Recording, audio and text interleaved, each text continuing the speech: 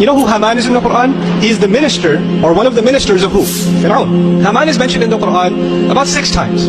Fir'aun commanded him to build him a tower.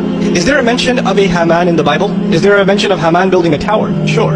But the Haman in the Bible didn't work for Fir'aun. He worked for another king named Xerxes in the biblical book of Esther. And Catholic scholars in the 1600s, they looked this thing up in the Quran and said, aha, we found a mistake in the Quran. They're talking about Haman working under Fir'aun, while the book of Esther tells us that Haman worked under the king named Xerxes 1,000 years after the Pharaoh in Babylon, not even in Egypt, and he built them a tower. You ever heard of the story of the Tower of Babylon? Oh, Muhammad must have plagiarized it from a priest and made a mistake because he mixed up the story of the Tower of Babel, right? In the late 1800s, body of Catholic scholarship unanimously denied the book of Esther as a valid source of history.